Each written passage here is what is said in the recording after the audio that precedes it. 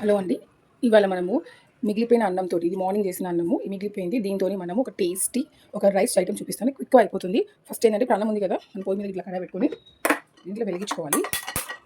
వచ్చినాక ఇక్కడ ఆయిల్ తీసుకొని కొంచెం వేయాలి. ఆయిల్ ఇంకా పడుతుంది, చాలా కొద్దిగా వేస్తే చాలు. అన్నం తగ్గట్టు తీసుకోవాలి. ఆయిల్ వేసిన తర్వాత ఈ ఆయిల్ వేడే లోపల ఇప్పుడు ఈ ఆయిల్ వేడే లోపల మనము ఈ క్యారెట్ కరివేపాకు తీసి పెట్టుకోవాలి. చాలా 2 మినిట్స్ అవుతుంది. ఇప్పుడు ఈ ఆయిల్ వేడైపోయింది. మనం ఏం చేయాలంటే ఫ్రిడ్జ్లోకి వెళ్ళి 2 బాయిల్డ్ ఎగ్స్ తీసుకుందాం. 2 ఎగ్స్ తీసుకున్నాము. ఇప్పుడు నేను 2 ఎగ్స్ తీసుకున్నాను. ఇవి పచ్చిగుడ్లు. మనం దీన్ని కొట్టి బ్రేక్ చేసి ఇలా వేయాలి.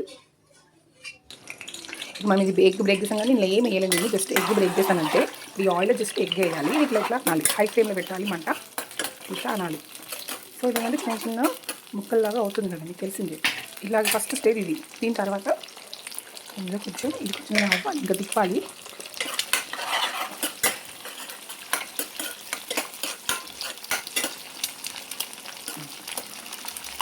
మరీ పెద్దగా చిన్నగా చేసుకోవద్దు, కొంచెం చాలు. దీంట్లో నేను సాల్ట్ వేస్తున్నా. అన్నం తగ్గట్టు వేసుకుంటే చాలు.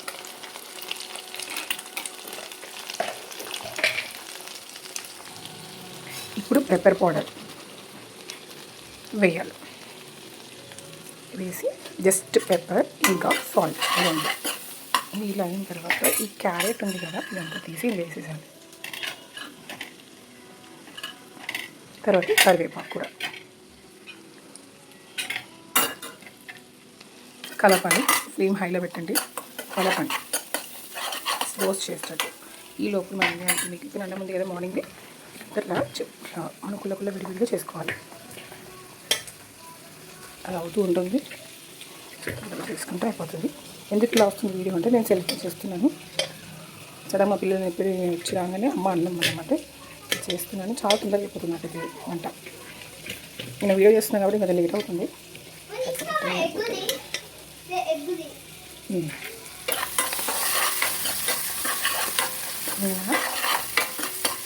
ఇప్పుడు ఇందులో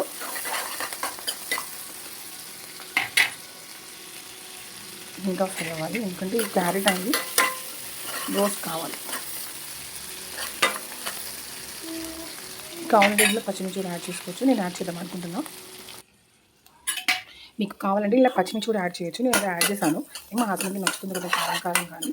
ఇది కూడా ఆల్రెడీ మనం పెప్పర్ వేసాం కాబట్టి మన కారం మనం ఇంకా ఏ పచ్చి కారము ఏ పసుపు ఏది అవసరం లేదు. జస్ట్ పెప్పర్, సాల్ట్, క్యారెట్ వేయండి, లేకపోతే ఇంకా క్యాబేజ్ ఉన్న వేసుకోవచ్చు.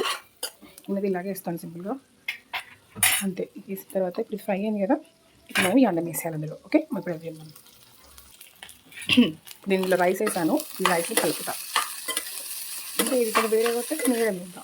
అది ఎంత బాగుంటుందో లంచ్కి ఆనియన్ పెట్టుకున్నా అద్దరిపోతుంది. సేమ్ స్వీట్ టైప్ తింటే ఫాస్ట్ ఉంటుంది. Fried rice plate 50 rupees 40 rupees చెప్తారు. మీకు చెప్పి నమ్మకం వేసుకోండి, ఎంత బాగుంటుందో. అసలు ఏ సాస్ అవసరం కూడా లేదు. మా పిల్లలకి హెల్తీగా వెళ్ళాలని పెడతాను. కామ్గా తింటారు వాళ్ళు. ఇలా గడ్డలు ఉండే తీసుకోవచ్చు. పిల్లలైనా సరే ఇంట్లో మమ్మీ వాళ్ళు ఏమంటే చెప్పకపోయినా అన్నం మిగిలిపోతే ఇలా చేసుకొని తినేయండి. నైట్ డిన్నర్కి అయినా మార్నింగ్ బ్రేక్ఫాస్ట్ అయినా చాలా ఈజీ అవుతుంది. ఒకవేళ మీకు ఇప్పుడు నాకు పెప్పర్ తగ్గిందని అనిపిస్తుంది, ఇలాంటి టైంలో మనం పెప్పర్ వేసుకోవచ్చు. నేను వీడియో చూస్తున్నాను, నేను స్టవ్ చూడలేదు, ఇంకా తగ్గింది.